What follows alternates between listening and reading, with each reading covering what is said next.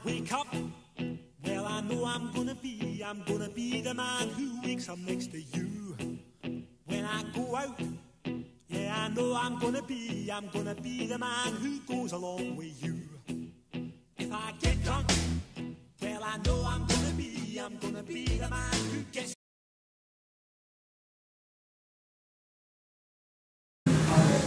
Hey, selamat pagi semuanya teman-teman Yatmi UK. Kita lagi di cafe apa nih? Ini namanya Wet Chef di Egem ya, di Daerah apa nih Bang? Egem. Egem. Oke, tadi pas nyetir ke sini itu rasanya lumayan posh nih daerah. Lumayan apa ya, ngeliat orang-orangnya itu nih orang-orang yang kayaknya kalau hobinya itu hobi berkuda nih di sini. Ngerti kan? Tipe orang yang hobi berkuda terus siangnya itu main kano, ngerti nggak? Iya. Nah, itu enak banget tempatnya, seru banget. Kita lagi sambil ngopi ya nih. Banyak open space. Iya, space-nya enak dan kita bersyukur banget pagi ini bakal bisa ngobrol sama Bang Joseph Tobing. Terima kasih Bona. Tapi mungkin sebelumnya saya memperkenalkan diri dulu. Saya Bona Prakasa, saya Ketua Yatmi periode saat ini, dan di sebelah saya ada Bang Farid Hadiaman yang baru datang ya dari Azerbaijan. Bang Farid mungkin bisa memperkenalkan diri dulu sekilas. Ya. Tak kenal maka tak sayang. Selamat pagi pemirsa Yatmi. Aduh, gimana bilangnya, bingung saya juga. Atur aja. Ya, saya baru datang ke UK, kebetulan membantu Bona lah. Oke. Dulu di Azerbaijan juga saya sebenarnya ketua juga, tapi Komisariat Rusia, Kaspia dan Eropa Timur. Tapi sekarang masih handle juga karena nggak ada Belum ada sanction. Iya, tapi mudah-mudahan ada kepengurusan baru lah, ada yang mau gantiin saya. Oke. So glad to be here. Glad to be with Bona and Bang Joseph. So terima kasih Bang Joseph, Bona sudah invite saya. Well, kita kedatangan Bang Joseph yang punya background sangat menarik buat saya terutama. Gak ada hubungannya sama Yatmi. Exactly. Maksudnya ahli teknik perminyakan mungkin counterintuitif itu bicara dari backgroundnya Bang Joseph yang notabene adalah hukum, law. Iya, saya background saya hukum. Iya. Iya, betul. Sementara di sini nih teknik semua nih, engineer semua. Tapi itu menurut saya yang sangat menarik, Bang, karena seperti yang kita tahu ya Bang Farid ya, dan Abang Farid bisa corroborate saya bahwa industri minyak itu basically sangat integrated ya. Ya. Dan sangat penting untuk ahli perminyakan, praktisi perminyakan itu melihat sesuatu tuh dari sudut pandang yang lebih holistik. Nggak cuman ngitung doang, nggak cuman simulasi atau ngerjain di sumur, tapi betul-betul bisa memahami industri perminyakan dari sudut pandang hukum, bahkan dari sudut pandang international relationship maybe, and so on. So we are very very grateful to have you around, ya. And I really hope that orang-orang yang juga bukan backgroundnya di perminyakan bisa insightful gitu dari Abang. Betul, mudah-mudahan. Ya. So mungkin Abang bisa memperkenalkan diri dulu Bang tentang background Abang. Ya, terima kasih Yatmi UK udah ngundang. Mudah-mudahan saya bisa keep up ya sama pembicaraan. Saya nggak ada pembicaraan teknik ya, saya udah janjian tadi. Nama saya Joseph Tobing. Saya udah kerja di UK ini sebetulnya semenjak 2010. Seperti tadi Bona bilang, dasar saya itu sarjana hukum. Saya di sini bekerja sebagai corporate lawyer di perusahaan drilling, Board Drilling, perusahaan drilling yang udah listed di New York Stock Exchange semenjak 2019 sebagai head legal contracts and compliance. Memang kalau kita lihat melulu saya kerjanya cuma baca kontrak atau review kontrak atau cuma berantem di pengadilan ya, tapi ternyata sebaliknya yang saya kerjakan tuh setiap hari itu nggak ada kebosanan ya. Kita bisa set up bisnis di satu negara, besok pindah lagi, seperti drilling rig itu kan pindah-pindah dari satu negara ke negara lain. Salah satu tugas saya adalah mereview semua urusan legal dari mulai persiapan kita setup bisnis, ada kendala misalnya di manpower regulations atau kayak tadi dibilang misalnya kalau hubungannya dengan Russian aset sekarang kita harus hati-hati karena ada sanction regulation. Saya sudah bekerja di oil and gas itu lebih dari 20 tahun sekarang, 24 tahun tepatnya dari 98. Dimulai dari Jakarta dengan Unocal, sekarang Chevron. Ya. Sekarang Pertamina malah. Iya, sekarang Pertamina malah ya. Terus sempat di Balikpapan juga 3 tahun. Oh, alumni Balikpapan juga. Sama Pak. Karnian. Kita sempat tinggal di Pasir Ridge. Wah. Kalau saya enggak Pak. Kalau saya tinggalnya di Wika Pak. Oh Wika. Jadi kita anak kepiting ya. Anak kepiting dan Dito. Aduh. Munya nih kan. Istilah Balikpapan munya. Balikpapan bukan bilang sekali ya, jadi itu besar betul. Itu betul nah. Ya itu saya Balikpapan, habis itu saya lanjutkan kuliah ke Dundee di Scotland 2002. Itu nekat, jadi saya pikir ya udahlah sekalian lah saya jadi ambil Petroleum Law and Policy. Oh menarik ya. Jadi fokus ke Petroleum Law and Policy. Dundee. Mastersnya. Right. Jadi saya nggak bisa pindah jadi ke tech company, udah nggak bisa, udah salah, udah keburu kecemplung gitu. Iya. Baru habis itu saya join berbagai perusahaan setelah Unocal gabung dengan Chevron di 2005 saya sempat join Santos, habis itu pindah ke Hess Corporation. Right. Baru itu waktu di Hess 2010 saya pindah ke UK. Assignment lah. Untuk assignment. Tapi ternyata waktu assignment itu diperpanjang. Ternyata direkrut secara global sama Transocean. Baru disitulah saya pindah ke the dark side. Nah, the dark side of the world. Kan kalau oil and gas, kalau kayak BP kan kesannya kan operator gitu kan, principal. Kita kan Halliburton sama Borr Drilling kan kesannya kontraktor. Anak kontraktor gitu kan. Nah, 2013 saya join Transocean di Dubai. Jadi dari UK saya pindah ke Dubai. Kita spend 6 tahun di sana. 2015 kan oil crisis kan, downturn. Tapi tidak di Middle East tidak terasa ya downturn itu. Tetap terasa karena Transocean akhirnya memutuskan untuk close down semua hub yang besar ya. Mereka lebih fokus di Houston. Jadi semua office di KL. Jadi benar restrukturisasi juga ya. Restrukturisasi dan saya kena imbasnya waktu itu. Sempat kehilangan pekerjaan meskipun saya langsung buka konsultansi. Tetap serving Transocean dan beberapa drilling company lain. As a consultant. Right. Baru Borr Drilling itu dibentuk 2016 dan itu dasarnya mereka membentuk itu adalah distress assets. Jadi pada saat market downturn banyak aset yang distress kan. Right. Jadi Norwegian businessman gitu.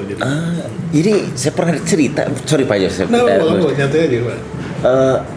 Odfjell ya. Itu mirip-mirip nggak? Saya kurang mengerti nih bisnis. Odfjell tuh kalau nggak salah Norwegian juga kan ya? Odfjell Norwegian, tapi Odfjell itu memang udah punya aset. Kalau Borr Drilling itu start from zero, jadi dari nol. Wow. Jadi aset-aset yang distress udah kita ambil sama Borr Drilling. Yeah. Jadi kalau kita kan sekarang lagi tren ya startup gitu. Borr Drilling itu is a startup drilling company. Jadi kita unik. Jadi kita bikin perusahaan dari nol. Kita ambil aset yang stranded gitu, dan kebetulan asetnya 15 aset rigs yang Transocean yang punya. Jadi saya juga udah biasa nanganin 15 aset itu. Iya. Nah baru udah kita mulai dengan 15 itu, tapi zero experience, zero manpower, zero management level.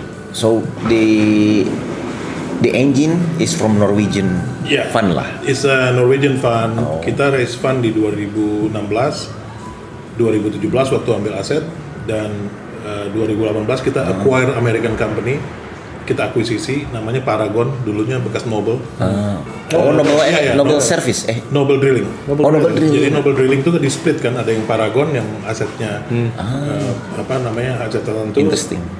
Baru kita ambil Paragon ini setelah itu Bapak di Dubai waktu itu handling itu. Waktu itu kita handling itu di Dubai. Berarti di Dubai handling global juga ya? Iya. Saya selalu ikut global di Borr Drilling dan pada saat itu headquarter kita di Dubai. Jadi kita dari awal Pak nggak ada pengalaman. Jadi startupnya di Dubai berarti? Startupnya di Dubai. Tapi sebagai klarifikasi Borr ini bukan ngebor kan? Bor ini ceritain namanya. Why? Bukan bor Inul ngebor, bukan. Ini Ya? permainan kata-kata. Jadi bor itu, ini saya diceritain sama teman-teman Norwegian saya gitu. Bor itu tuh kalau nggak salah anaknya dewanya mereka lah, si Thor. Jadi Thor itu punya anak namanya Bor katanya. Oke. Tuh.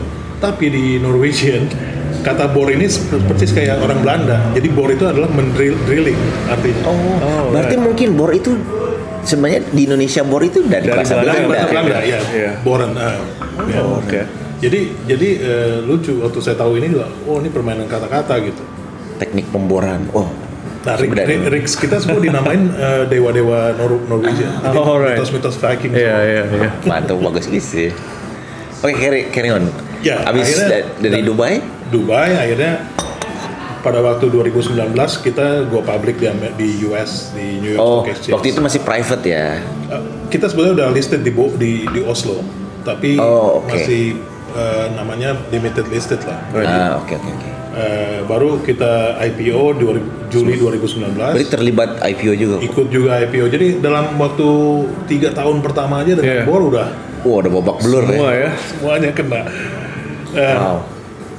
Dan decide akhirnya supaya lebih dekat ke US, kita ambil keputusan untuk pindahin headquarter di UK. Balik lagi lah kita ke sini. Gitu. Nah, bicara kehidupan nih Pak. Iya. Pernah di Indonesia, terus ke Dundee, terus ke Dubai, terus UK, ya tentunya pernah traveling. Mana Pak yang paling enak? Maksudnya enak barangkali dalam persepsi nyaman lah. As a family, as work. Kalau tanya itu sih gampang, jawabannya Jakarta. Karena kenapa? Kita ada driver, ada pembantu, ada babysitter ya kan. Kalau nyaman, kalau masalah nyaman. Tapi kalau kita udah ngomong kerja di multinasional atau kerja global ya, kita kan di luar comfort zone ya. Mungkin Bona lebih ngerti udah 1 decade di sini, langsung direkrut di sini. Tapi saya beda, karena kalau saya itu belum ngerasain enaknya. Jadi sekarang lihat ke belakang nih, abang udah melanglang buana ya, kemana-mana mulai dari Balikpapan, Dubai, UK, sempat di Prancis juga, sempat di Belanda juga. Itu is it a good decisions? Ya menurut saya sih sangat baik ya. Meskipun menurut saya decision yang saya nggak akan regret. Right. Gue bisa bilang ya kan jalan saya udah lihat sekarang gitu kan. Apakah waktu itu saya prediksi itu? Nggak juga, karena kita tuh harus hidup dengan adaptasi terhadap unpredictability kan. Nah, tapi all good decision menurut saya. Dengan saya even pertama kali keluar ke Balikpapan 3 tahun itu udah mulai menempa saya untuk lebih adaptasi lebih bagus gitu. Jadi saya nggak regret atau gitu, menurut saya sih. Dan bertemu dengan orang dari segala macam bangsa ini kan abang jadi mencoba untuk mengidentifikasi diri sebagai orang Indonesia ya. Iya. Apa yang membuat orang Indonesia itu punya leverage atau keunggulan dibandingkan bangsa-bangsa lain? Ya, menurut saya itu ada beberapa, tapi yang menurut saya pribadi saya tuh, dan saya bilang sama mahasiswa gitu ya, supaya mengencourage mereka untuk mencoba menjadi masyarakat global. Satu, orang Indonesia itu nggak punya aksen yang mengganggu. Right. Jadi kalau ngomong bahasa Inggris itu orang tetap bisa dengar dengan jelas. Teman kita dari Thai kan susah banget ya kalau kita China itu satu. China. Meskipun saya juga sekarang kan udah ada YouTube, udah berbagai macam cara untuk belajar bahasa Inggris dengan baik. Saya aja kan baru belajar bahasa Inggris waktu SMP, waktu di zaman saya. Terus harus masuk LIA kan. LIA lembaga. LIA Pengadilan lagi jangan-jangan. LIA Pancoran. LIA di Pramuka kalau saya. Pramuka, oke. Itu kan udah go to point ya LIA gitu. Tapi bahasa Inggris saya masa bodoh, masalah saya ada logat Jakarta gitu, masa bodoh. Tapi logat kita tuh diterima. Di office itu diterima logat kita. Terus kedua, masyarakat Indonesia itu bukan masyarakat yang homogen. Dari kita kecil kita sudah heterogen ya. Banyak suku, bangsa, agama gitu yang berbeda. kita bangun pagi, kita keluar dari pintu rumah kita tuh kita udah beradaptasi dengan berbagai macam perbedaan. Jadi kita udah terlatih lah. Otak kita udah diorientasikan mencoba membuat kita bisa berkomunikasi sama orang itu dengan cara yang terbaik menurut orang yang kita ajak bicara. Mungkin penerimaan kita terhadap perbedaan tuh jauh lebih mudah. Jadi ketika ada sesuatu yang berbeda, it's much easier for us daripada masyarakat yang homogen gitu. Betul. Udah gitu juga satu lagi juga kita lahir tuh udah bilingual kan. Betul. Bukan maksudnya bahasa Indonesia dan bahasa Inggris ya. Kita lahir tuh minimum udah bisa ngomong bahasa daerah kita. Saya masih bisa ngerti bahasa Batak, masih ngomong bahasa Batak meskipun lucu ya kayak robot suaranya gitu. Tapi itulah orang Indonesia gitu. Dan itu kan sebetulnya udah unsur awal untuk menjadi expat. You have the ingredient. Iya, menurut saya itu dua itu kekuatan yang buat kita gitu. So we are ready to actually kita udah siap lah untuk jadi global workforce dengan. Dan itu penting banget karena kalau dilihat dari nature-nya oil and gas ya, itu udah biasa banget orang itu ketemu sama orang Pakistan, orang India, orang Norway. Itu kita hari-hari kita itu memang harus ketemu sama orang-orang dengan cara pandang yang berbeda, dengan bahkan komunikasi yang berbeda, slang yang berbeda, istilah yang berbeda. Ketika bilang eksekusi itu bilang approve. Ada yang orang Inggris nih, saya terutama merasakan selama di sini itu very subtle. Jadi untuk memahami orang Inggris, salah satunya ini insight aja ya, itu adalah memahami intonasinya. Orang Scotland aja susah saya Pak. Susah banget ya. Sama memahami konteksnya. Misalkan orang bilang interesting sama interesting, beda maksudnya. Intensinya beda banget itu. Kalau orang Inggris ngomong interesting belum tentu dia senang sama kita. Belum tentu interesting gitu. Itu hal-hal kecil yang matters kalau dalam bekerja. Setuju. Komunikasi sama teman, bos. Ya, sebagai I don't disagree juga itu arti I don't disagree. Apa artinya?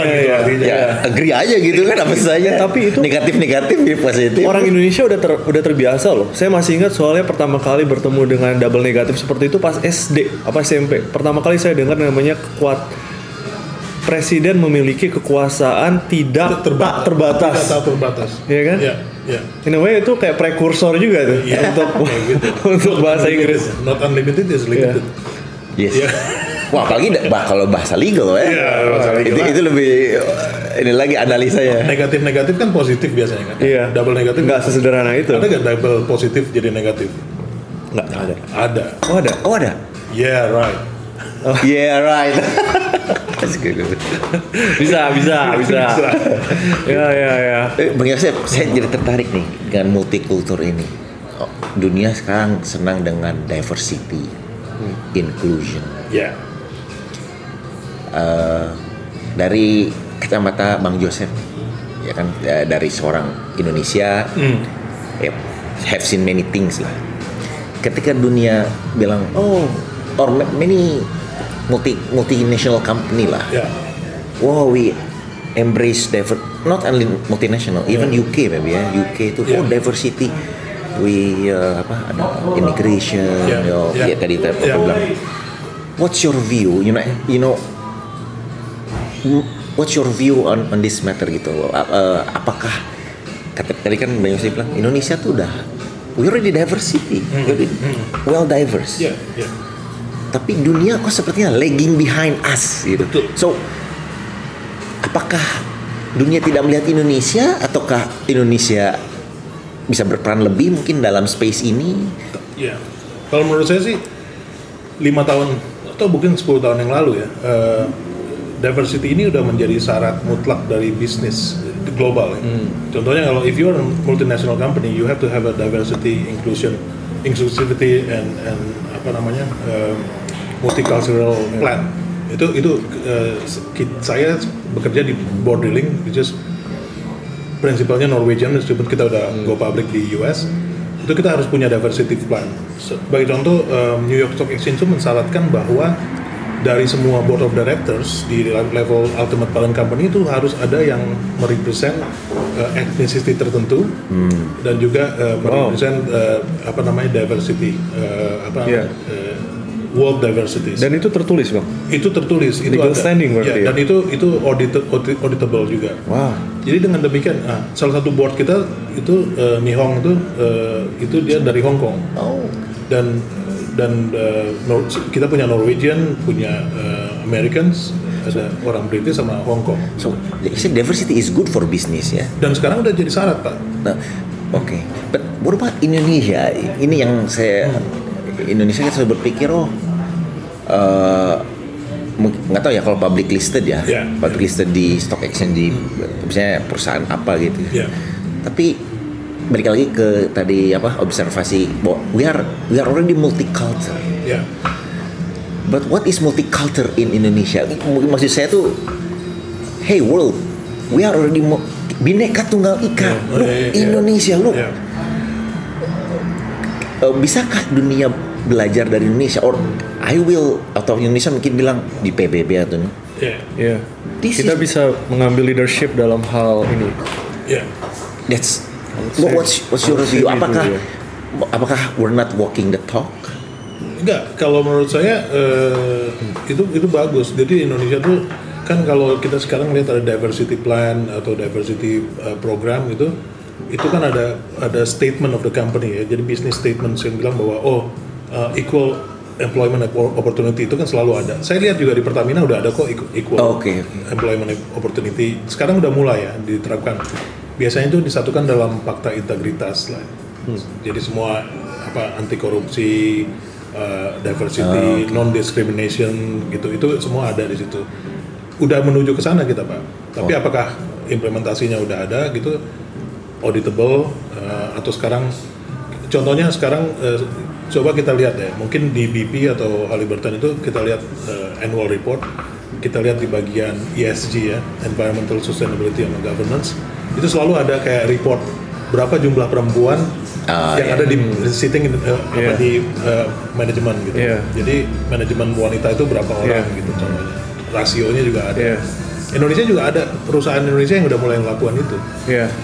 Tapi ini kebetulan ngomong topik ini, cuman boleh saya sedikit agak push to the a bit philosophical in this way, karena itu udah masuk ke equality of outcome instead of equality of opportunity. Karena menurut saya somewhat kayak self-defeating kalau misalkan orang misalkan ya dalam konteks gender lah ya. Kalau gendernya itu dipaksa 50-50%. Misalkan ini saya ngambil arbitrary number saja. Berarti kan ada semacam pemaksaan bahwa harus 50%. Karena dia sifatnya accountability kan, ada tertulis gitu ya, ada. Sementara kan belum tentu orangnya mau, belum tentu yang misalkan perempuan mau untuk mengambil peran yang notabene mereka nggak suka. Gimana tuh? Kalau saya setuju itu. Jadi semua ini kan niatnya baik, tapi yang niat baik itu kadang-kadang jadi eksesnya ada kan. Nah ini sekarang lagi ada tren yang namanya, karena menurut saya tadi 5-10 tahun tuh terakhir tuh udah mulai digalakkan ya masalah diversity. Problemnya adalah ada efek tidak baiknya gitu. Salah satunya adalah yang sekarang lagi trending yang dibilang positive discrimination. Jadi positive discrimination tuh begini, kalau misalnya dulu orang Indonesia tuh susah untuk nembus perusahaan internasional, sekarang justru because you are Indonesian, I'll take you no matter what, karena you are Indonesian. Tapi nggak peduli deh lo mau pinter atau enggak, saya ambil aja gitu. Jadi kompensasinya terhadap ini rasio. Kemampuan malah ya, kompetensi jadi nggak. Jadi lebih ke yang penting saya feel diversity-nya deh, masalah dia perform atau enggak, masalah kompetensi bisa di-build lah. Akhirnya orang Inggris yang perform jadi merasa didiskriminasi dengan itu namanya positive discrimination. Mulai diversity, sekarang nasionalisme. Nasionalisme. What's udah hampir a decade more lah. What's your view about nationalism? Bahasanya, sudah lama di luar, nggak ada nasionalisnya. Itu banyak. Indonesia ada Indonesia konteks. Itu, So, sedangkan balik lagi ke case Indian tadi. Whatever they are, meskipun siapa sih CEO Google tuh, whatever lah, the Indian top CEO whatever, people will see it's an Indian. You see, apakah apakah orang Indianya itu melihat nggak nasionalis nih CEO Google nih? Apakah seperti itu? Sedangkan di Indonesia kan selalu dibilang, ini orang pergi keluar dari Indonesia, sekolah di luar, ngebalik lagi, whatever it is lah. Nggak nasionalis nih, nggak mau pulang. Diaspora yang berada di luar tuh nggak nasionalis nih, nggak mau pulang, nggak bangun negeri. Nah, what's your view? Kalau masalah pergi ke luar negeri terus balik ke Indonesia untuk membangun negeri itu kan konsep tahun 60-an ya. Karena kenapa? Karena basically tahun 60-an 70-an itu kan country itu masih isolate themselves dan nggak self dependent from others ya. Sekarang ini kan our playing field itu kan dunia. Betul. Iya kan? Atau minimum regional gitu. Jadi kalau kita bilang nasionalisme itu dengan kita bisa menginspirasi talents ya, kayak tadi lah misalnya Satya Nadella bisa menginspire many young Indians untuk aspire jadi mereka in India atau elsewhere gitu. Menurut saya juga Indonesia harus mindsetnya mulai begitu, bukan berarti harus balik terus kita nyemen lagi gitu di Indonesia, enggak, itu konsep tahun 60-an ya orang-orang. Jadi dalam paraphrasing aja ya, konsep bahwa membangun orang keluar negeri untuk kembali lagi itu sebenarnya remnants dari nggak selalu harus ideologi yang saat itu lebih relevan di tahun 60-an 70-an saat Indonesia lagi di konsep masih mungkin membangun setelah BPPT revolusi dan lain-lain ya. Kan BPPT kan gitu kan, kirim orang ke Jerman kuliah engineer di sana, hoping dia kembali terus bisa membangun negeri gitu. Pak Harto kan begitu. Tapi benar, 60 mungkin lebih tua dari itu. Budi Utomo. Itu konsep utama Budi Utomo. Kita kirim. Oh ya. Kalau Budi Utomo kan gerakan Budi Utomo kan dikirim kembali. Karena pada saat itu memang yang dibutuhkan adalah to change the Indonesian. Makanya harus kembali. And they change actually 1928. Indeed they change. Tapi sekarang the world has changed. Udah berubah. Karena we have udah merdeka, we have our own sovereignty, dan it's about competing with others sekarang. Dan modelnya juga beda. Dulu gimana caranya orang dikirim Belanda untuk berkomunikasi sama misalkan petani yang ada di Jombang. Nah kalau sekarang kan orang dari misalkan di Siberia, orang dari Norway bisa langsung ngobrol sama petani melalui YouTube. Melalui Zoom. Dan revolusi digital tadi itu udah membuat, menurut saya ya, orang yang ekspatriasi itu nggak harus kembali untuk membangun negaranya. Karena gini, karena dari mana kita tahu bahwa orang yang di Indonesia itu punya less knowledge dibanding orang yang udah luar negeri. So we're not talking about the knowledge itself, karena knowledge itu bisa berbagi dari YouTube atau dari mana, tapi culture-nya gitu. Culture gimana jadi orang internasional dibanding gimana jadi orang pinter. Kalau dulu tuh 60-70 gimana sih supaya orang di Indonesia jadi pinter? Orang Indonesia pinter-pinter Pak. Iya tuh. Mungkin lebih pinter dari orang-orang yang luar negeri kalau menurut saya gitu ya. Bukan mungkin. Banyak teman-teman saya di Indonesia. Ini teman saya anaknya baru masuk Oxford dari Jakarta Pak. Makanya kan sekarang orang yang sekolah di luar negeri udah lama aja nggak bisa masuk Oxford kayak. Jadi ibaratnya udah bukan knowledge to knowledge, udah harus apa sih yang ada di culture gimana sih supaya mereka bisa berkarya global gitu kan. Jadi gitu menurut saya ya. Jadi ini sedikit iklan. Makanya ada podcast Yatmi UK. That's how we contribute. Ini kontribusi. Betul sekali. Simple, but hopefully it can give more insight. Lewat YouTube ya. Tuh. Ya.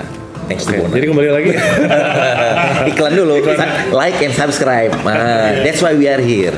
We share on your fingertip. You can get more insight from Pak Joseph. Saya masih berusaha terus untuk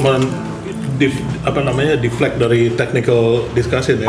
Yatmi ngeri juga. Makanya kita ngomong-ngomongnya cultural terus ya.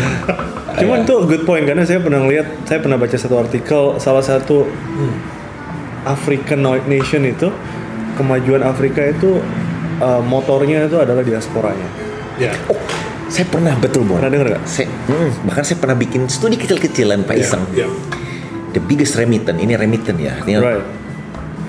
China, India, surprisingly Jerman sebenarnya European. Ini observasi saya Pak Joseph, dan saya butuh counter opinion. Kenapa Cina? Gini deh, how many Chinatown in the world? Almost everywhere. Yeah. Kenapa ada Chinatown? Imigrasi, Yeah. student, dan nggak mau balik lagi. Yeah. And they build their own colony. Yeah. Akhirnya kan demand produk Cina datang. Because meskipun kita tinggal culture lidah tuh nggak, saya Padang tuh masih pengen. Nah, justru saya berpikir untuk menang dalam global competition nih, kita harus go. Orang kita juga harus go global, diaspora. Karena itu akan di teori ekonominya, supply and demand. To create demand, you have to send people out. Okay. Itu saya setuju, karena cita-cita saya pertama tuh sebetulnya bukan mau jadi lawyer, saya mau jadi diplomat. Nah, tapi gagal lah, karena sekolah diplomat tuh kan emang susah ya, waktu si Penmaru tuh susah. Akhirnya udahlah hukum aja gitu. Hukumnya ambil hukum internasional, hoping saya bisa sekolah diplomat lagi gitu kan, internasional. Tapi enggak, gagal juga. Right.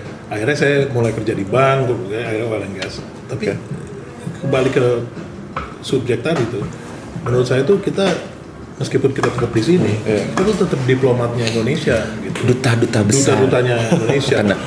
Untuk Indonesian product, untuk Indonesian people, untuk Indonesian.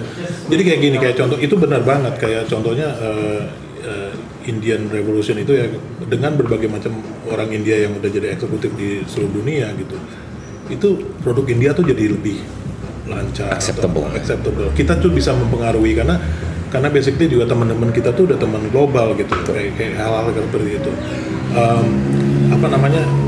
Itu yang menurut saya lebih kontributif dibandingin kayak physically pulang terus minta gaji gede gitu kan. Terus mau ngajarin orang Indonesia udah pinter-pinter lagi, saya bilang tadi kan gitu. Itu yang menurut saya kita sekarang udah harus relax about it. Wherever we are, kayak orang-orang India yang jadi CEO gua atau wherever we are, Indonesian connection kita tuh harus jalan. Itu yang menurut saya true contribution. Filipinos gitu. Filipino tuh terkenal not only knowledge network, tapi duit. Kalau nggak salah sampai 20% dari GDP mereka datangnya dari 20%. Kalau nggak salah 20%. Saya bisa salah, cuman dari remittance. Tiap tahun. Mereka pulang, mereka tetap di sini. Gitu kan. Membangun sekali itu. Kontribusi real ya gitu. Real.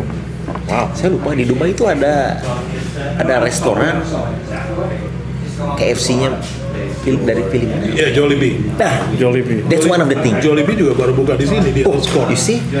Bayangin, saya tuh pengen sederhana. Bayangin, that's the brand. Pagi sore. It's become a global chain. It's totally my dream. Kenapa enggak gitu? Karena kayak tadi ya, ekspatriasi itu membuat negara itu jadi terkenal gitu. Very Indonesian, going global. Nah, that's my dream. Jadi memang konsepnya memang, if you want to win global, you have to go global. Go global means literally diaspora, expatriate. Itu setuju. Contohnya Indomie gitu ya. Nah, itu kan waktu saya kuliah di Dandi itu tiba-tiba saya dari kamar flat saya kayak nyium sesuatu yang khas gitu nih. Padahal saya tahu teman saya tuh orang Nigeria semua, teman flat saya gitu. Terus saya turun ke dapur, kamu masak Indomie ya? Iya. Kamu tahu Indomie dari Indonesia? Enggak. Dia nggak tahu malah. Indo adalah Indonesia. Iya. Saya bilang gitu kan. Terus, tapi Indomie terkenal sekali di Nigeria. Kalau nggak ada Indomie, kita nggak bisa kuliah katanya. Itulah hal-hal kayak gitu. Contoh. Ya, bicara bisnis nih Bang Joseph. Kita kembali ke fitahnya Yatmi. Kembali ke ini. Tadi kita bicara mengenai sebagai personal mungkin ya, employee going global, terus can we go to the leadership in multinational with all this diversity challenge whatever. Nah, industri migas sendiri nih yang kita ini. Orang bicara mengenai energy transition, renewable, go green. Di bor kan bor drilling, it's really the core of the core lah, itu make the well, itu drill the well. Bagaimana melihat transisi energi ini? Is it a threat? Is it a challenge? Or even an opportunity? Dari perspektif Bang Joseph. Ini saya mau tanya nih, Yatmi nggak mau ganti nama nih? Jadi apa nih? Karena ada kata-kata minyak. Ahli teknik energi kan ya? Lagi ngetren kan semuanya kan total energy. Berubah ya, total energy. BP katanya beyond petroleum. Terus kayak ada yang berubah lah ya, Equinor kan dari Start Oil. Iya, kan. Jadi kata-kata oil tuh udah harus dihapus. Enggak, saya bercanda cuma. Tapi memang karena saya udah di industri selama 20 tahun, saya mengidentifikasi diri saya sebagai warga petroleum gitu kan. Dari pertanyaan tadi, kita harus beranjak dari premisnya itu kan bisnis kita itu selalu dianggap sebagai bisnis yang sangat beresiko terhadap kerusakan lingkungan. Itu kita harus terima itu kan hydrocarbon based extraction. Nah, dari situ kita ngomongin tentang transisi energi. Nah, sebetulnya transisi energi itu kan kalau kita bilang bahwa energy transition itu kan sebetulnya bukan tujuan, tapi itu kan cara ya. Dia bukan destination. Destination kita kan climate change, itu kan emission tuh kita turunkan. Caranya energy transition atau efficiency of energy use gitu kan. Nah, kalau menurut saya sih memang 5 tahun terakhir tuh berasa bahwa kontribusi dari perusahaan perminyakan ya yang menjadi energy company sekarang udah lebih tinggi dari sisi transition atau energy efficiency dan jadi energy transition, energy efficiency, satu lagi betul-betul attacking emissionnya gitu kan, menurunkan emission. Nah itu yang menurut saya rasakan sekarang. Jadi itu udah jadi bagian hidup kita lah. Jadi ada manual soal itu udah biasa di. Sementara 20 tahun yang lalu masa bodoh kita merem kan. Nah cuman menurut saya ini dunia ini tuh susah untuk menerapkan 3 cara itu ya. Karena kita beda standar. Mungkin Pak Farid kan udah operate di Denmark mungkin ya. Atau Bona udah operate di Denmark. Denmark itu kan sekarang bisa dibilang highest standard of operations. Harus ada winterization, harus ada asbestos harus di remove segala macam. Belum lagi toilet aja harus ada perempuan sama laki-laki, nggak boleh unisex toilet dan segalanya. Nah belakangan tuh untuk mengoperate di sana kan harus zero emission. Mulai ada energi terbarukan lah, misalnya kayak 40% energy use, mixed use kayak gitu. Nah, sementara kalau kita operate kayak di negara-negara di Afrika gitu, itu sangat loose. Kenapa di Denmark tuh nggak boleh, atau di North Sea nggak boleh flaring kan, ada zero flaring policy. Tapi kok kita bisa di Namibia bisa produce oil, bakar gas, itu kan di sini nggak bisa. Bahkan beberapa perusahaan yang kita negosiasi belakangan, dia membatalkan the entire project gara-gara nggak boleh flaring. Nah itu yang menurut saya challenge-nya sekarang ini. Tapi awareness sudah ada, Pak. Gitu. Jadi tapi from law point of view, menurut dalam kitab hukumnya itu kan misalkan ini Total, kita ambil satu produk aja, Total di Denmark sama Total yang operate di Namibia, ya kan? Mereka basically menerapkan different set of rules ya. Sangat. In a way. Dan itu ini nggak apa-apa itu align nggak sih dengan at least from legal standingnya mereka sendiri? Nah itu dia, jadi ibaratnya itu hal yang kita nggak bisa protes karena basically kalau kita bilang what is the climate change law gitu atau regulation, belum ada ya? Itu kan ada tapi kan sifatnya kayak COP26 itu kan kayak communique segala macam gitu. Communique not apa? I see what you mean. Tapi kan itu cascade down termasuk tergantung dari negara-negara yang ngambil. Misalnya kayak Denmark, emang kita udah punya banyak clean energy ya kita terapin lah nih high standard. Tapi kayak Namibia atau kayak misalnya contohnya Nigeria pikir kita produksi minyak kayak belum cukup gitu kan, ngapain kita mikir high standard. Jadi itu unfortunately negara-negara itu mentranslate communique itu beda-beda gitu. Dan itu membuat saya berpikir bahwa kita nggak bisa protes sama satu oil company yang bilang bahwa kok bisa Anda operate di Denmark begitu high standard tapi kok you operate in Congo kok standarnya abal-abal gitu kan. Nggak bisa diprotes karena basically Congolese law itu nggak setinggi Danish law gitu. So it's very not localized.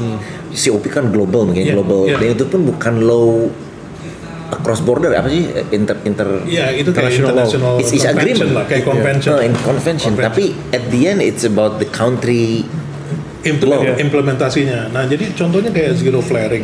Apakah Indonesia udah zero flaring? Emang udah mulai ada zero flaring di Indonesia. Nah, tapi kalau misalnya kayak di negara-negara kayak Afrika gitu, karena mereka sendiri bilang, oh kita aja belum sustainable gitu, kenapa harus kita mikir sustainability di dunia gitu kan? Good point. Nah, so in a short, energy transition is a challenge in a certain area, but it could be an opportunity untuk di other area. Di other areas. Ini kan mungkin kan Mas Farid kan sangat paham dengan cost per unit kan, berapa US dollar sih untuk memproduksi 1 barrel of oil gitu kan.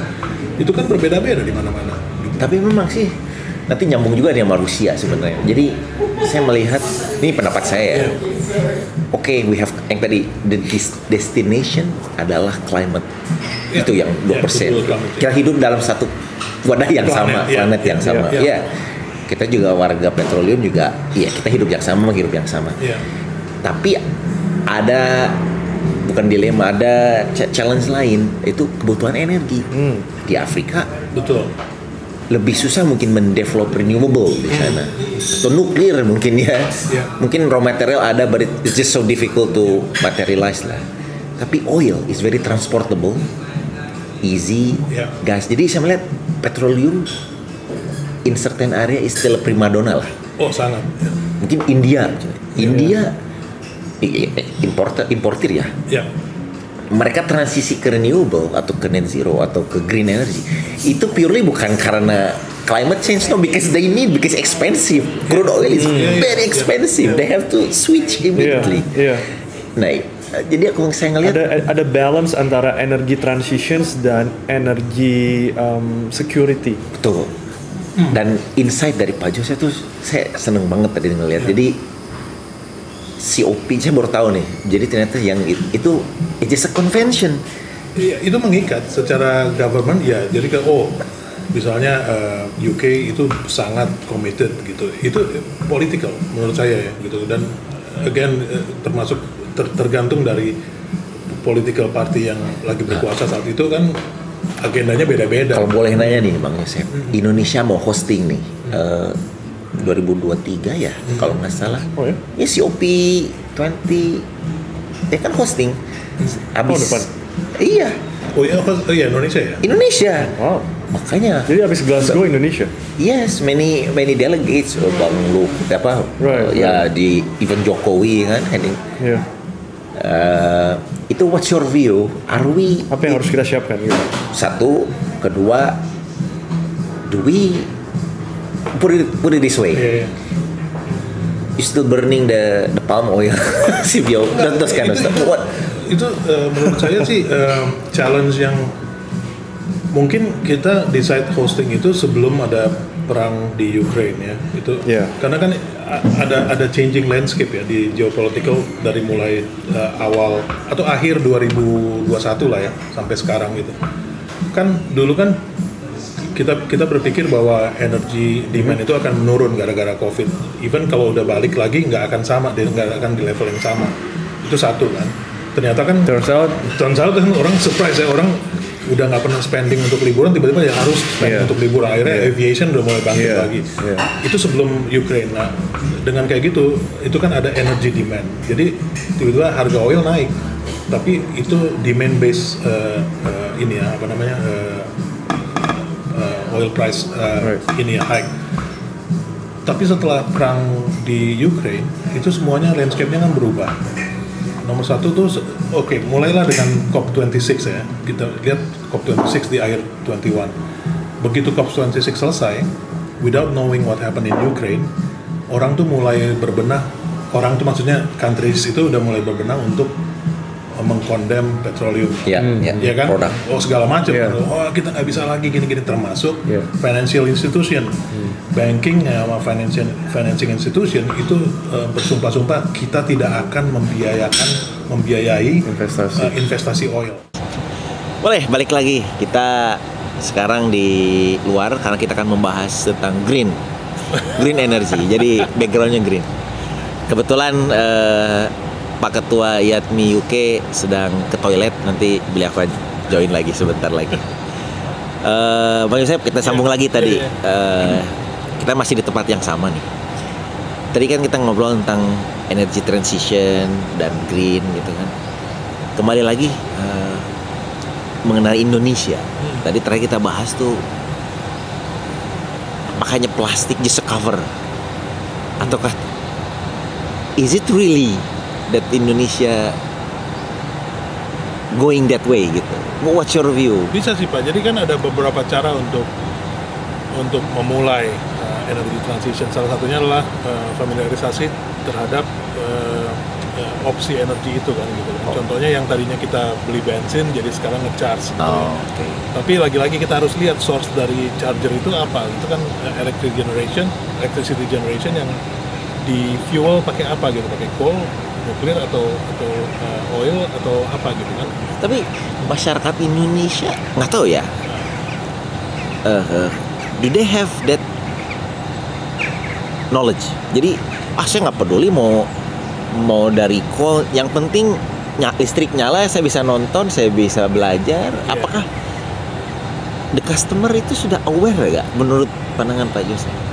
Saya nggak tahu, karena 12 tahun terakhir kan saya nggak di Indonesia, nggak ngalamin. Tapi waktu saya di Indonesia emang kita agak sedikit ignorant ya terhadap dari mana sih sumber listrik saya. Karena gitu. kita lebih butuh energinya daripada dari mana. Betul, dari mana. Mungkin kalau di sini di UK they have their, mungkin dari anak-anak kali ya udah di. Iya, sama electricity bill deh, kita buka electricity bill kita kan, kita kaget tiap bulan mahal gitu kan. Terus tapi di situ ada bilang Anda menggunakan listrik sekian banyak kilowatt per hour, ada di mana posisi konsumsi Anda dibandingkan dengan konsumer yang sama di UK misalnya. Itu ada grafiknya.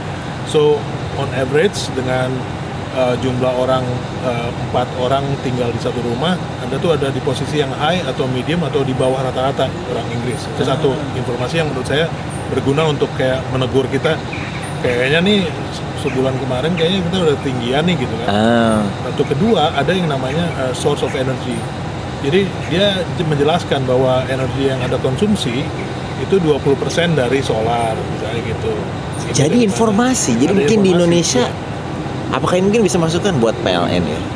Apakah harusnya ketika ada mungkin bill? Udah kali Pak, saya belum lihat juga sih ada edukasi itu. Tapi menurut saya itu ngebantu. Ibaratnya kayak sekarang kan kita mau ngadepin energy price cap di bulan Oktober yang unprecedented, bakal tinggi sekali buat orang UK. Nah ini untuk pertama kalinya orang UK katanya merefleksikan diri terhadap apa yang bisa saya lakukan untuk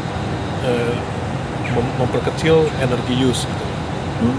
Nah Pak, karena menarik nih dari segi energi supply, coal, oil, Indonesia tuh kaya Pak dengan geothermal. Clean kan gitu kan? Clean lah kalau dari ilmu kita ya. Tapi the customer, misalnya gini, di Garut misalnya ada Kamojang, whatever lah, Derajat, do they really know? Ini yang saya pengen tahu gitu. Ya itu tadi balik lagi, jika memang di dalam billnya itu ada informasi kan, itu faktor edukasi yang baik Pak ya. Tapi forget about the education, geothermal itself Pak. Ini kita bicara keekonomian. What's your view? Ini kita kata abundant resources of geothermal. Lagi-lagi saya nggak punya informasi terhadap Indonesia konsep national grid kita tuh apa. Jadi apapun energy source yang kita bangun itu akhirnya bisa men-feedstock energi itu sendiri kan. Jadi kalau misalnya ada national grid kan electricity yang dibangkitkan di Sumatera bisa mensupport Java gitu kan, atau sebaliknya Kalimantan bisa mensupport Sumatera.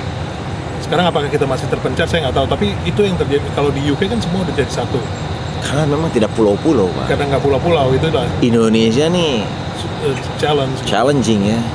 Dan sebenarnya balik tadi keunggulan energi oil. Kalau gas mungkin pipeline ya. LNG nggak mungkin antar blok pakai LNG. Mungkin ada yang kecil ya, mini LNG ya. Mungkin yang kecil-kecil kayak LPG whatever. Mungkin untuk ukuran Indonesia sebenarnya yang paling visible mungkin ya. Ya ya itu mungkin transportasinya lewat tangki, solar, because it's tracking, it's more transportable dan lebih kena gitu daripada pakai griding kabel laut, mungkin tiba-tiba ada anchor, whatever kan, mungkin jauh lebih tidak visible ya. Jadi memang challenge di Eropa, di Afrika berbeda, di Indonesia juga mungkin berbeda. Ya, sangat berbeda sih. Kayak di sini kan kalau kita ganti solar panel atau kita install solar panel di roof kan, itu kan biasanya solar panel itu akan dialirkan, energi yang dibangun oleh solar panel itu akan dialirkan ke baterai. Sekarang kan ada wall battery kayak Tesla buat rumah. Nanti baterai itu mensuplai energi kita pada saat lagi peak. Jadi misalnya peak di sini kan jam-jam segini ya? Berapa ya? Jam 7 sampai jam 6 sore lah gitu kan. Jadi itu energi dari baterai itu akan mensuplai peak period. Nanti malam itu bisa, kalau baterai masih cukup dia masih supply, tapi kalau nggak cukup digantikan sama national grid gitu kan. Contohnya seperti itu. Nah sekarang saya nggak tahu apa di Indonesia udah sistem begitu, apakah PLN juga menerapkan hal yang sama. Tapi yang saya tahu di sini sangat mudah dan sangat membantu untuk misalnya menginstall solar panel gitu. Meskipun negeri ini kan kita tahu berapa lama sih ada terang gitu, matahari udah mendung terus gitu kan. Kalau lagi summer paling ya kita syukurlah 2 bulan ada matahari gitu ya. Tapi itu harusnya menjadi mudah, energi alternatif itu harusnya jadi mudah. Nah balik ke geothermal tuh menurut saya sih sebetulnya kita kaya sekali ya, karena apakah saya jadi berpikir mungkin ini mindset juga ya, because kita punya abundant resources. Jadi saya balik lagi ke mindset orang UK di sini, karena mereka tidak punya abundant resources of solar, they really conserve, care about the energy. Sedangkan kita, I have sun, I have wind, I have many things gitu. Nah, sehingga akhirnya you forgot. Saya kurang setuju kalau itu, karena pengalaman saya 6 tahun di Dubai itu sebaliknya. Yang paling bisa kita ingat dari negara kayak United Arab Emirates kan mataharinya tuh terik banget kan, bisa sampai 50 derajat kalau di musim panas. Tapi yang saya salut sama UAE itu, orang Emirati itu berpikir sangat progresif.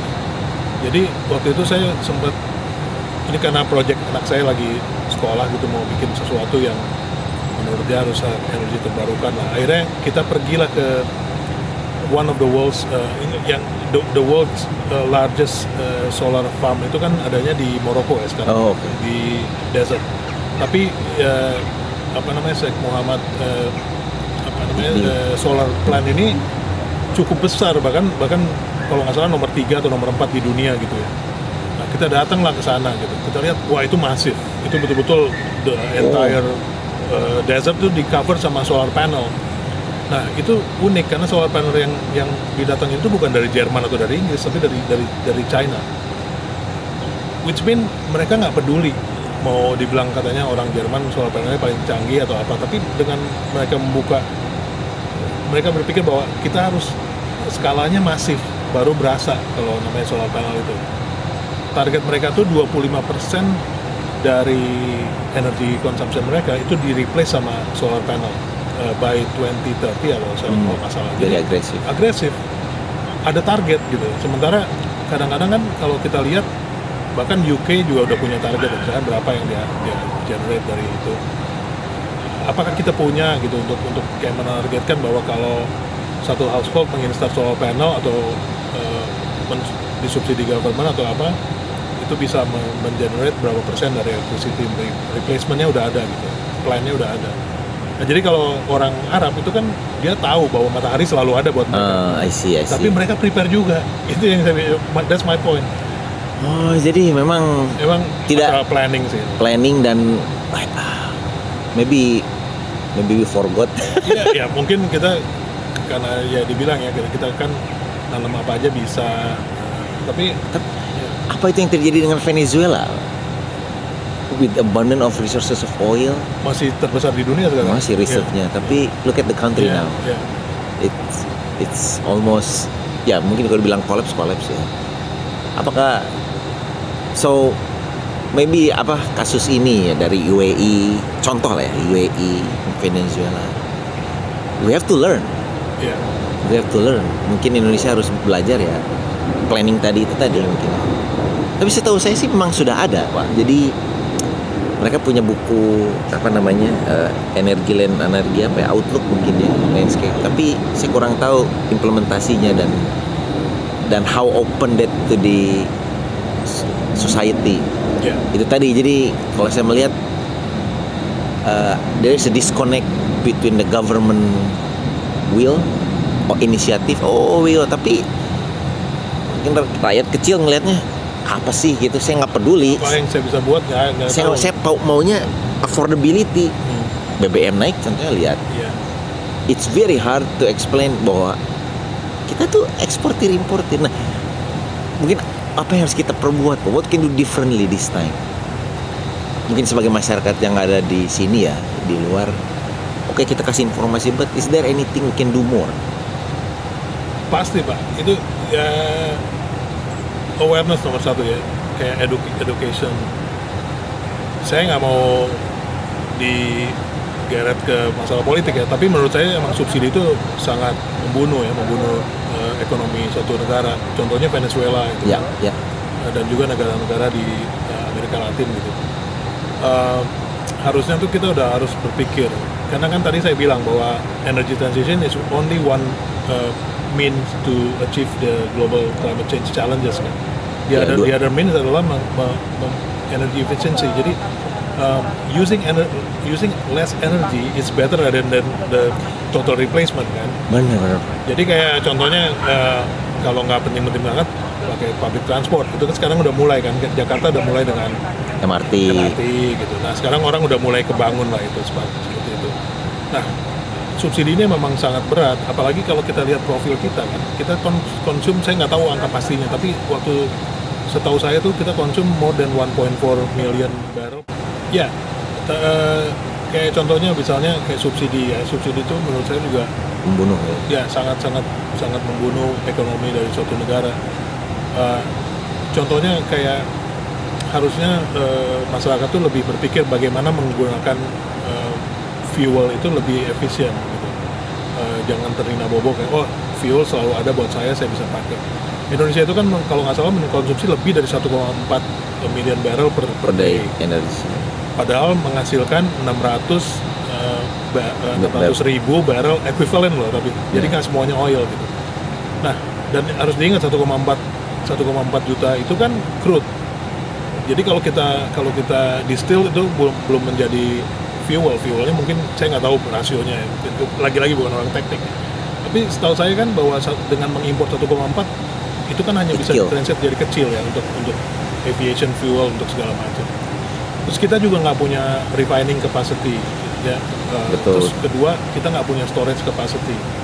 Jadi ini udah multidimensional gitu. Iya. Punya crude nggak bisa di refine, punya crude nggak bisa di store gitu kan. Dilema ya. Akhirnya itu kan tinggi biaya untuk jadi kalau kita isi bensin di Pertamina itu, di pompa Pertamina, nggak semudah itu sebetulnya negara mendapatkan itu. Itu harus ada edukasi. Jadi kalau saya lihat Pak, kita tuh seperti lingkaran setan lagi balik lagi. Jadi menurut saya kuncinya adalah di customer behavior. Iya. Oh ya, kita dulu kan ada program minyak tanah ya kalau nggak salah. Iya. Minyak tanah untuk merubah persepsi pelanggan, customer ya, untuk mengganti jangan minyak tanah terus, ganti ke LPG. Sekarang kan Pertalite, premium dihilangkan kan, merubah gaya hidup lah mungkin. Nah, cuman sayangnya lingkaran kita tuh mungkin balik lagi ke makroekonomi Indonesia. Itu tadi, I don't care, I need the electricity on. Kalau saya ganti ke Pertalite atau bahkan saya truk saya misalnya yang untuk bawa sayur, bawa apa, saya ganti ke Pertamax, nggak ada yang mau beli karena, nah saya ngelihat, jadi mana yang harus dimulai sebagai negara kita itu? Apakah ya udah, masalahnya kan sekarang subsidi, oke, penurunan subsidi misalnya, beban negara jadi turun, tapi berarti kan sejauh ini persepsi masyarakat adalah uang subsidi itu kan ada gitu kan, yang dipotong ada di pos lain. Gak ada kasih BLT. Kalau di Inggris kan Pak ya, kita ada sekarang gara-gara energi price itu mau dikasih uang kalau nggak salah ya. Iya, mau ada kayak BLT mungkin kita istilah. Gitu lah, bantuan langsung tunai. Iya. Nah gimana ya Pak? Jadi saya lihat itu rumit gitu. Iya, sangat rumit, apalagi dengan energy challenge sekarang ya gitu. Di negara yang self-sufficient aja seperti Amerika sekarang lagi pusing juga karena kan self-sufficiency-nya Amerika itu datangnya dari hydraulic fracture sekarang belum bangkit. Cuman untuk masalah Indonesia yang memang sulitnya bahwa kita nggak punya alternative source gitu, rather than importing. Dan sekarang harga minyak sekarang $100 per barrel gitu ya. Tahun lalu harga minyak mungkin baru cuman sekitar 60 atau 50 gitu. Dua kali lipat tuh. Kalau kita subsidi berapa triliun berarti kali 2 sekarang ini kan gitu. Sesimpel itu sebetulnya kan math-nya di situ. Iya, rumit juga ya. Tapi memang at the end kita harus nge-breakdown lingkaran ini. We have to start somewhere. Untuk berapa harga 1 liter di UK? Pernah itu nggak? Saya kira diesel tuh sampai 2 pon kalau nggak salah ya. Iya, sekitar 80.000, 70.000 ya. Iya. Seliter ya. Iya. Saya ngisi, waduh, makanya bisa marah sama Boris kan? Nggak bisa. Nggak bisa. I have to leave. Jadi itu tadi balik lagi. Saya ngeliat, ya itu tadi benar Pak. Jadi di bill itu sangat jelas dikasih informasi. Jadi balik lagi untuk merubah behavior customer itu memang informasi. Yeah. Cuman sayangnya mungkin literasi energi. Mohon maaf ya, farmer misalnya petani itu kan masih kurang mungkin ya. Pokoknya yang saya tahu, saya perlu traktor, saya perlu solar, saya untuk ini. This is what I need. I don't care the solar dari mana. Jadi saya ngelihat mungkin that kind of information belum nyampe atau awareness tadi itu belum nyampe sehingga perubahan customer behavior itu belum signifikan. Seperti tadi Pertamax gitu kan, banyak mobil-mobil mewah yang kadang ngantrinya juga yang Pertalite gitu misalnya. Jadi I see challenge. Atau mungkin juga prioritasnya kayak kampanye mobil listrik. Fine, saya nggak punya komplain soal itu bagus untuk awareness atau apa, kayak G20 nanti kan acara katanya mau mobil listrik semua. Fine. Tapi apakah itu yang paling tepat untuk Indonesia saat ini? Knowing that electricity generation kita masih hydrocarbon based kan atau fossil fuel based ya kan. Jadi more electric vehicles means more coal to be burned, right? Atau more oil or more gas to be burned. Nah, apakah nggak kita mikir dulu bahwa Indonesia itu sebetulnya lebih tepat ke tipe mobil yang self-charging hybrid ya kan? Itu kan self-charging hybrid itu brilliant ya gitu ya, ibaratnya dia akan jalan switching gitu between self-charging electricity, bukannya di charge gitu kan. Apa nggak seperti itu? Apakah udah ada kajiannya gitu kan? Itu menurut saya sih lebih fit for purpose ya, ngelihat. Karena balik lagi Pak, saya melihat yang hybrid itu seperti transisi. Yeah.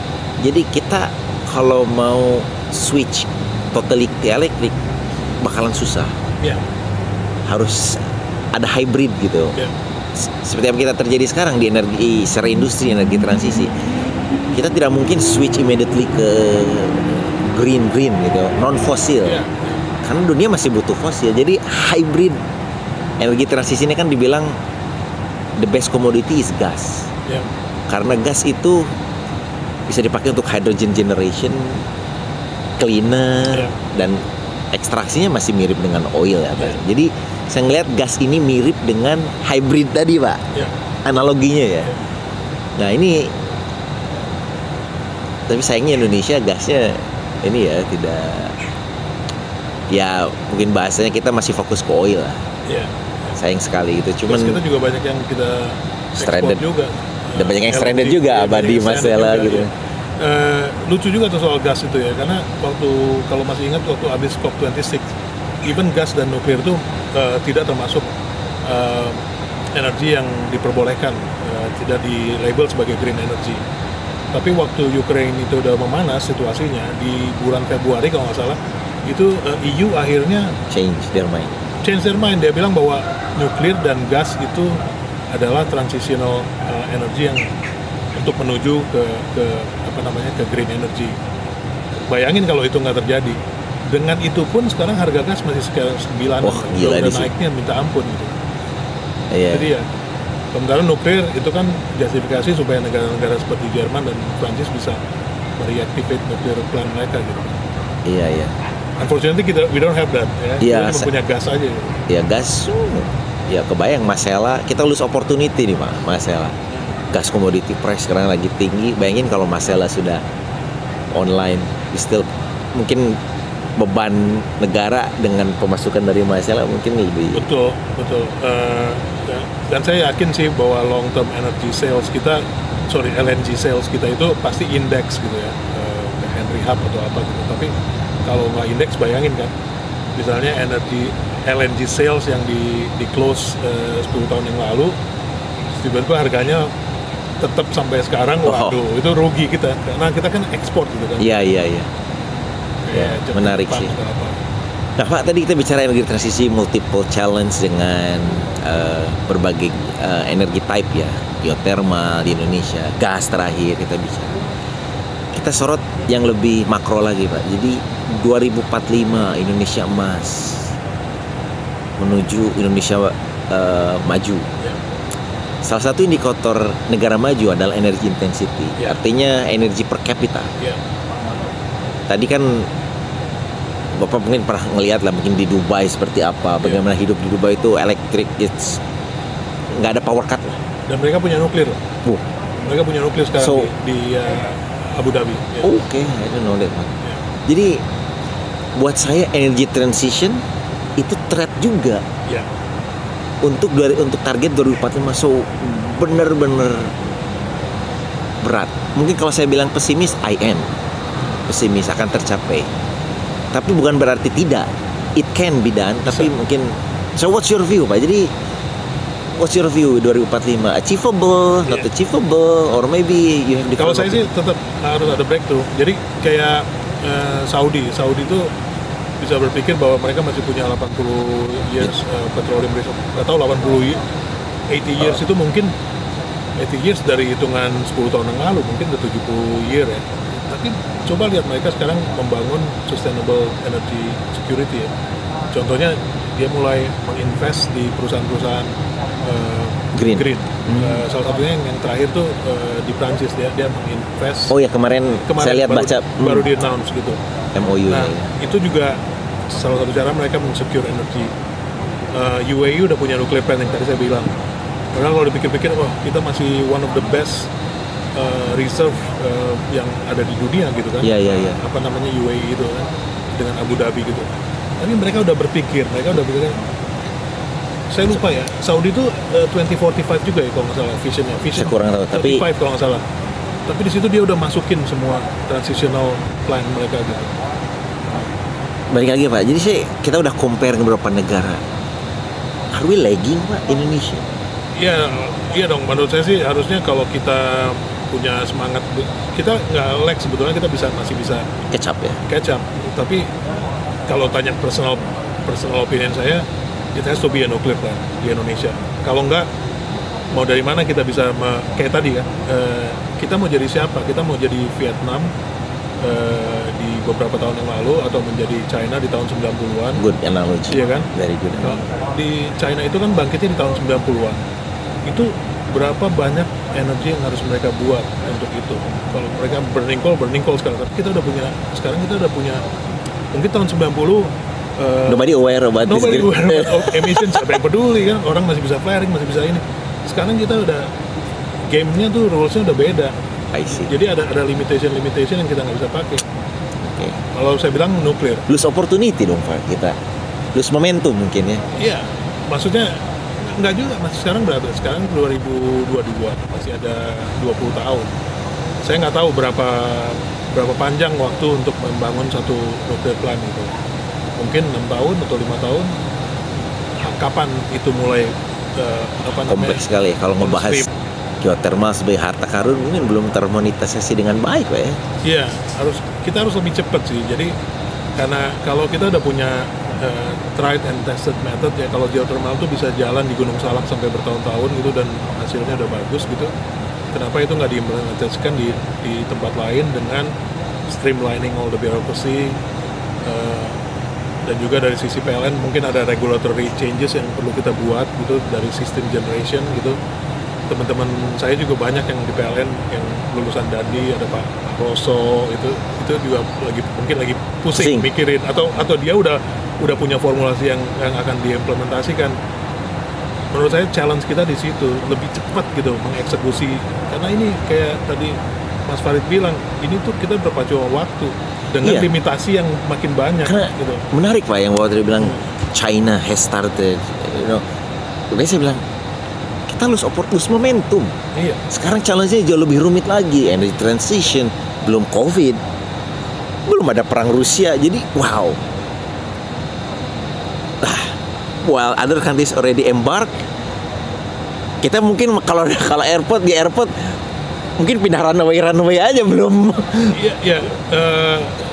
Contoh Elon Musk kan bikin statement mengejutkan kan kemarin bahwa the world still need hydrocarbon. Yes, I heard that. The world still need oil. Kenapa? Karena itu dia juga sadar untuk katakanlah kita gembar-gembor katanya kita mau narik Tesla untuk supaya pabrik baterainya ada di kita. Oke, where you get the power from? Ya kan? Padahal kita mau membangun Gigafactory itu ya? Iya, Gigafactory untuk misalnya bikin baterai. Tapi where the power come from, ya kan? Burning more coal, geothermal, nuklir, atau oil gitu. Itu harus kita pikirin. Iya kan? Sorry Pak, bioenergi B30 yang itu. What's your view? Kan ini mungkin saya agak narrow down nih dari aspek mungkin compliance. You know ya, Europe. Yeah. You know what I'm saying ya. Yeah. So what's your view Indonesia? It's abundant. Yeah. Jadi kan kalau biomix itu kan meskipun banyak kritik yang bilang sebetulnya juga carbon footprintnya palm oil plantation itu kan brutal ya. High, very sangat high gitu. Jadi what's the point of promoting mix apa namanya energy mix yang bisa di spike ke crude misalnya atau di spike ke fuel gitu dari yang carbon footprintnya jelek juga, tapi itu it's a good idea ya. It's a good idea itu mungkin yang kita bisa taruh di kayak semacam planning untuk transisi gitu. Mungkin yang harus dirubah adalah gimana kita mengurangi carbon footprintnya dari CPO whatever it is ya. Atau kita ban ekspor CPO untuk margarin gitu ya, atau buat produk turunan lain, tapi kita pakai buat biomas misalnya berapa persen gitu. Mungkin udah dilakukan juga ya, cuman maksud saya itu tadi challenge-nya itu. Jadi saya ngeliat dari obrolan kita tuh, dari semua energi kita tuh we have abundant. Kita punya. But I don't know, ketika kita explore pembicaraan ini, it's so hard, sangat sulit sekali gitu untuk bahasanya to make it happen. Maybe we have the roadmap whatever, but it's just on paper. Hydro, ya kan? Wind. Oh, kita belum bicara hydro juga. Hydro, wind, wave, yang sekarang baru. Terus, wind, itu orang Indonesia juga harus diedukasi bahwa wind power generation itu nggak semanis yang kita lihat. Kita bisa berbangga, ada wind power atau wind turbine di Sulawesi gitu. Tapi yang udah terjadi di Scotland kan, contohnya bahwa wind itu juga banyak dampaknya. Oh, untuk environment? Iya. Oh iya. Bukan environment, society dan community. Apalagi dalam pembebasan lahan di onshore wind ya, wind power. Sekarang yang lagi tren kan wind turbine itu ditaruh di offshore. Jadi offshore wind butuh platform, misalnya kayak ada beberapa effort yang sekali timpuk tuh kena 3 burung gitu ya. Contohnya gini, di North Sea ada platform yang udah lama harus di-decommission. Decommissioningnya itu mahalnya minta ampun gitu, karena itu udah lama banget. Akhirnya di-convert jadi ditaruh wind turbine di situ. Ya, contoh-contoh seperti itulah. Kita banyak field-field lain yang di Indonesia juga udah banyak. Since Bapak touch base on that one, bore drilling Pak. Iya. Ini as a apa ya, as a opportunity also, mungkin convert drilling rig menjadi apa ya, untuk masuk ke entrance ke offshore wind itu untuk installation. Kita offshore wind belum, tapi kita sekarang lagi research untuk clean hydrogen atau green hydrogen generation dari offshore. Jadi kita taruh rig kita tuh sebagai platform dari hydrogen generator. Itu kita udah kerjasama dan kita udah announce dengan namanya Live, LHYFE. Itu perusahaan green hydrogen Prancis, startup gitu. Dan kita kerjasama juga dengan Aquaterra. Aquaterra itu offshore design engineering. Nah, idenya adalah lagi begini, kita gunakan rig itu sebagai barge atau platform untuk hydrogen generation. Tapi lagi-lagi hydrogen generation itu tantangannya lah keekonomian. Keekonomian. Jadi ada government willpower untuk menggunakan hidrogen itu untuk apa gitu. Jadi menarik ya. Jadi as a business we are ready maybe ya. Oh iya. I think the key is more on the government, termasuk Indonesia mungkin ya. Policy. How Produk green hydrogen kita tuh sekarang udah mau tahap FEED, udah mau front end engineering design. Tapi sebelum itu, FEED ini juga akan tergantung dari keekonomian. Contohnya kayak UK, misalnya UK itu untuk coastal town itu udah mulai ada kewajiban supaya semua bus dan truk itu pakai hydrogen.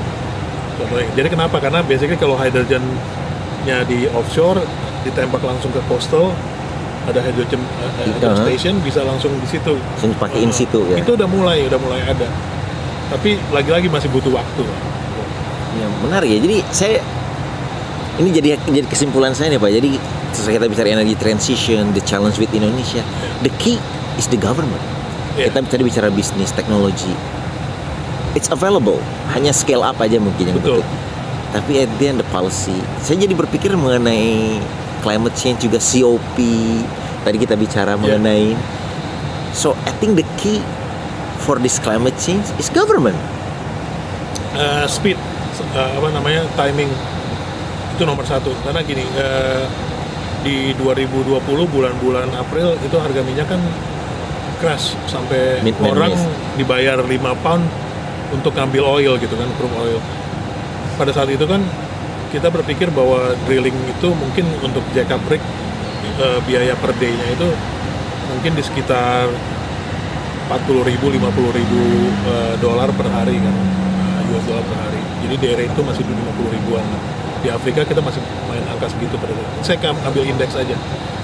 Jadi kita bisa bayangin kalau pada saat itu kita actively drilling oil, itu berarti cost-nya kan secara drilling aja loh dibayar, bukan construction segala macam. Itu kan baru 40.000, 50.000 per day. Sekarang kalau kita baru sadar dan kita gampar-gamparin muka kita sendiri gitu, kita harus mulai produksi nih sekarang, mulai drilling lagi. Itu harganya sekarang udah 120.000 per 3 kali lipat. Jadi kita suffer di masalah masalah cost juga. Jadi makin lama kita nunda, itu kita akan suffer. Nah, kuncinya menurut saya sih debirokratisasi sama masalah eksekusi. Eksekusi kita tuh harus cepat. Negara-negara kayak Vietnam atau Malaysia, karena kami ngalamin sendiri, kita negosiasi drilling contracts di Vietnam atau di Malaysia, itu is so efficient. Good. Carry on. Yeah, so efficient. Kita secure kontrak, mereka develop, langsung eksekusinya tuh ada gitu. Sementara waktu kami ya terutama saya gitu, saya juga punya kewajiban supaya drilling bisa penetrate Indonesian market gitu. Karena aset kita kan emang aset muda ya, jadi yang fleet gitu ya, lebih modern.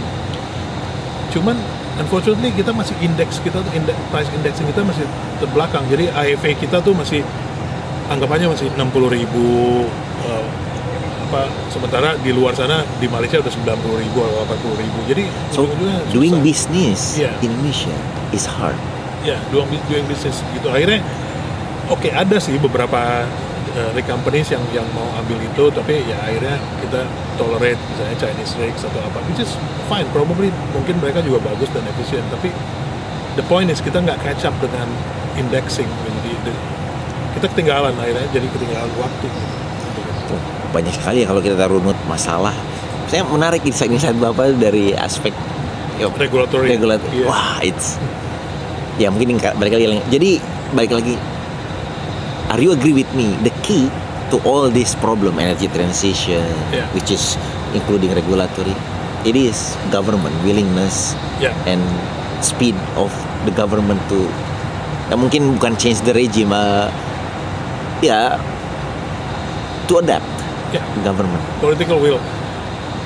BP deh contohnya, misalnya UK government kan dulu kan waktu oil price down itu oil companies kan dibiarin. Tapi sekarang ada windfall tax, itu yang saya mau bawa itu. Begitu harga minyak jadi 120 waktu itu sempat kita hampir 130, tiba-tiba ada windfall tax. Nah, kalau misalnya oil and gas industri itu kena tax gitu ya, apakah mereka masih mau invest gitu? Itu problemnya. Akhirnya ujung-ujungnya lingkaran setan kan? Iya. Kalau nggak ada yang mau invest, akhirnya harga minyak jadi naik, ya kan? Akhirnya nggak profitable lagi. Replacement nggak ada, makin langka jadinya. Jadi serba salah sih sebenarnya. Susah jadi government sekarang. So the challenge is the government. So saya berpikir, what can we do as professional, Pak ya? Ya, balik lagi tadi kita bicara nasionalisme ya.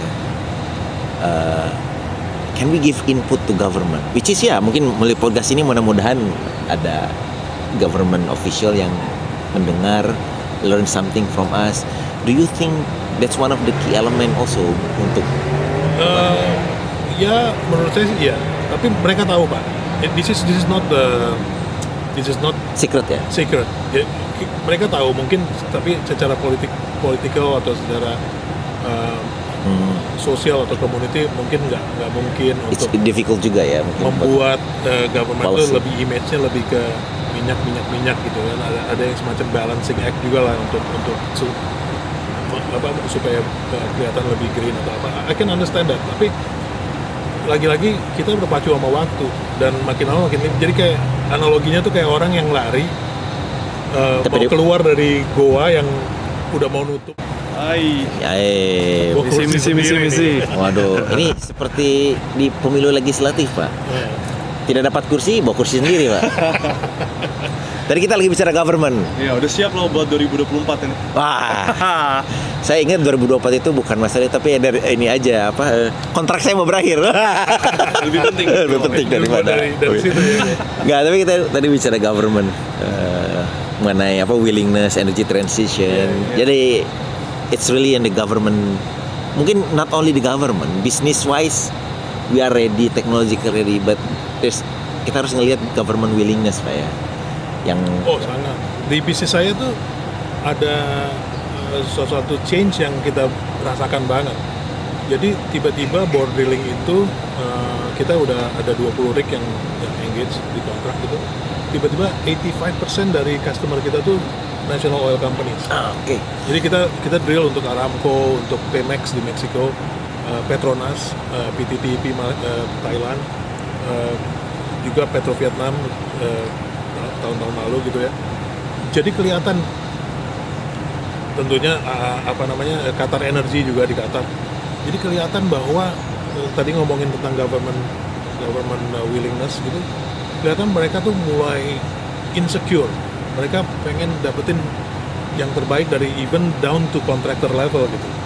Jadi karena saya lihat bahwa Borr Drilling punya modern jackup fleet, oke, saya mau secure gitu. Dan mereka cepet eksekusi tuh sangat cepat gitu. Memang operasi nasional company. Termasuk Petro Vietnam dan Petronas tadi saya bilang kan, bagaimana kita negosiasi di Ho Chi Minh City. Mereka tuh bukan orang yang tipikal slow birokrat atau apa, tapi business mindsetnya udah jelas. Mereka juga talk about international standard of contracting. Jadi nggak ada kami nggak mau kayak begitu karena kami national company. Kan banyak kayak Aramco masih begitu, tapi who doesn't need Aramco? Kita kalau Aramco fine. They rule the world. Iya. Tapi good point, karena dari service company point of view ya Bang ya. Karena aku juga service dari big seven sister sama national oil company, ada trend yang berubah sih. Dari teknologinya juga. Dulu ada semacam stereotype bahwa national oil company itu lagging, bit lag behind ya. Iya. Beda sekarang. Kemarin dari Qatar udah berani 6 zone intelligent wells completions, which is banyak super operator aja 2 aja itu udah gemeteran, 3 apalagi mereka 6. Jadi ada tren yang jelas banget berubah saat ini dari holistic oil and gas. Jadi kalau saya ngeliat berarti transisi energi with all this dilemma lah, all trilemma whatever. Karena tadi bicara kita berangkat dari government ya, G doing business melalui NOC, National Oil Company, National Energy whatever lah, company flagshipnya or state owned company. Jadi saya ngelihat ya, correct me if I'm wrong lah, atau you can counter, the landscape of business also change. Yang pegang reserve banyak kan adalah SOC. Mungkin buat major bisnis kayak kalau bisnis super major, it's easy, I can switch anytime wherever the demand is kan. But the one who drive the demand is really the nation. The nation. So ya tadi mungkin from service company, tapi kita juga sebagai operating or energy supplier lah, energy integrated, kita pun maybe the client change. Klien kita bukan lagi rumah-rumah, maybe our client adalah state. Nah, jadi berarti the key untuk climate change atau the whole challenge that we face is really on the government because they own the reserve, they own because they rule the state ya. Jadi buat saya sih untuk konteks Indonesia, the key is Indonesia. Kalau memang mau 2045 maju, ya Belingas ada di Indonesia. Kalau mau 1 juta barrel, it's in the Indonesia. The business will follow. Correct me if I'm wrong. Benar sih, ada. Jadi kan kalau kita lihat ngomong government dalam segi sektor energi itu kan, government itu ada sebagai regulator dan government itu juga sebagai business player kan di NOC level. Jadi kalau kita lihat dua-dua, ada yang regulatornya nggak efektif, tapi eksekutornya efektif. Tapi itu almost impossible karena basically regulator itu akan mempersempit ruang geraknya BUMN gitu. Nah, yang kita lihat yang fenomena yang sekarang, even di level klasik NOC seperti Qatar Energy sendiri, mereka udah mulai berubah. Mereka Petronas contohnya yang paling kaku lah. Kira-kira 10 tahun yang lalu Petronas tuh kaku banget ya. Sekarang mereka tuh udah embracing new technology, big data dari wells. Tapi Petronas itu di Southeast Asia nomor 1 yang pledge net zero. Imagine di Southeast Asia number 1. They're number 1. They're ahead of itu. Oke, ini kebetulan biar kita ringkas saja risalahnya karena keterbatasan waktu lah ya cerita. Senang banget lah ngobrol Pak, banyak sekali insight. Mungkin harus ada podcast kedua nih. Pleasure. Exactly, but mungkin pertanyaan terakhir lah ya. Dengan segala macam cerita yang udah kita buat, what will you say untuk Bang Joseph ketika baru lulus kuliah? The younger version of with the benefit of the hindsight that you have accumulated for the past year so far, apa yang nasihat? Menurut saya sih the world is your playing field ya, nomor 1. Jadi Anda tuh bukan hidup di negara kita sendiri, tapi kita bisa berbakti buat negara kita dengan berkarya secara global. Itu nomor 1. Kedua, younger generation tuh udah lahir pakai paspor, udah ada paspor. Begitu lahir langsung ada paspor ya, langsung dibawa jalan-jalan ke luar negeri gitu. Saya ke luar negeri baru umur 25 tahun pertama kali ya. Jadi believe me, yang generasi sekarang tuh yang kita punya tuh jauh lebih kompeten, jauh lebih knowledgeable, dan sangat bisa berkompetensi di luar. Makanya saya selalu percaya bahwa value proposition dari expatriates itu bukan dari sisi knowledge, tapi dari segi inspirasi, karena knowledge sudah ada, basic mereka udah lebih bagus dari kita. Jadi kalau yang saya bilang pasti udah go for it. Gitu. Mudah-mudahan Yatmi UK bisa jadi inspirator melalui channel Yatmi UK, jadi inspirator buat the younger Yatmi engineer whatever. Dan caranya bagaimana? Like and subscribe. Tentunya. Makasih banyak loh Pak Joseph. Terima kasih. Sebelum, jangan dulu. Itu kan personal. Sure. Now, what's the last word atau wrap up summary? Buat Yatmi, buat organisasi Yatmi, and overall for bukan government, the nation lah. Yeah. Any closing remark, whatever you call it, Kalau buat feedback. Buat IATMI sih saya cuma nitip satu aja sih. Kita harus bisa mempercepat eksekusi project-project hydrocarbon kita, karena as much as kita hate hydrocarbon gitu karena green transition ini, dia tuh tulang punggung untuk transisi. Jadi makin kita bisa mempengaruhi eksekusi gitu ya, timely execution of the project tuh sangat penting buat negara. Apapun itu kesampingkan lah semua political interest. Kalau udah masalah oil, udah masalah emergency, karena kayak tadi kita tuh kayak orang yang mau keluar dari pintu goa yang udah mulai ketutup dikejar sama air gede, air bah gitu. Jadi makin banyak limitasi sekarang gitu. Itu aja sih. It's good point. So our job is to influence, we give feedback, influence.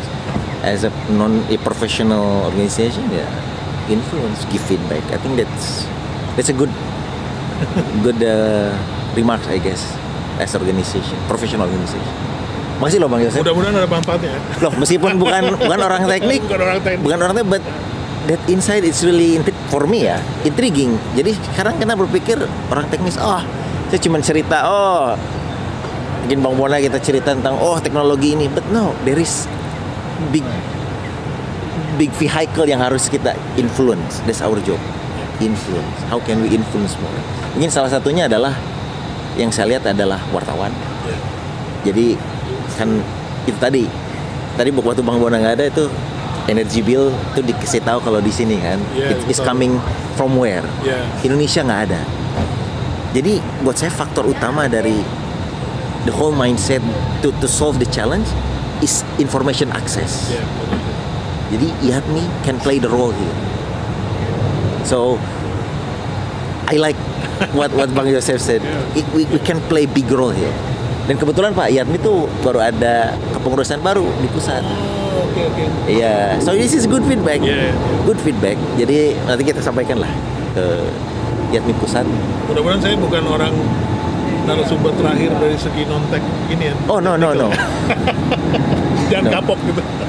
Dan mudah-mudahan juga bukan interview terakhir kita. Ya.